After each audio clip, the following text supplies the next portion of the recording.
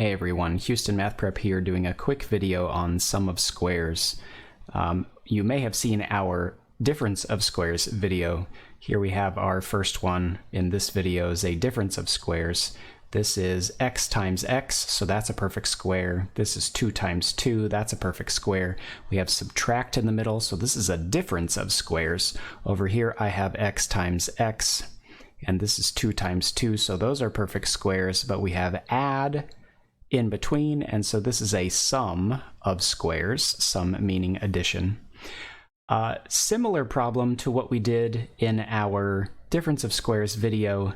When we worked this out before, we thought of this as having a 0x middle term, and we looked at doing the shortcut for this when a was equal to 1. So we looked at this idea that I wanted numbers that multiplied to give me -4 and added to give me 0, and we would figure out that the numbers were 2 and -2.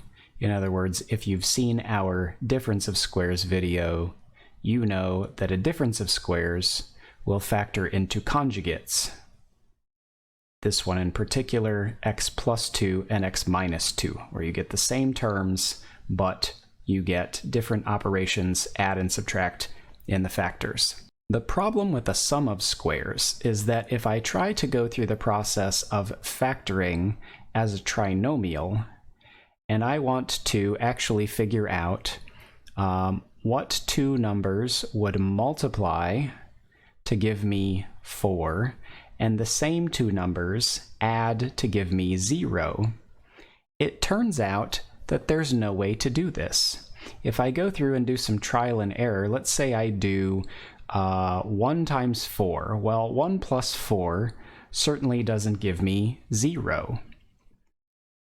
If I go back and try 2 times 2, well, same thing. 2 plus 2 does not give me 0. So I think, well, maybe it needs to be opposite signs. So if we go and say, what about 2 and -2? Well, that'll add to 0. But it won't give me a +4, it'll give me a -4.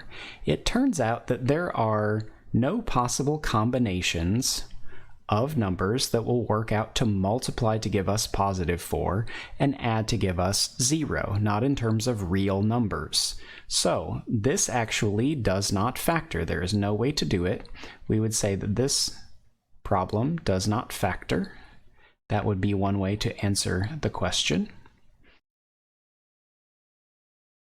Another way to answer this question, as does not factor, we may just simply say that this algebraic expression is prime, meaning it will not factor into simpler pieces. So we could say it's prime or it does not factor, and that will be true on any sum of squares.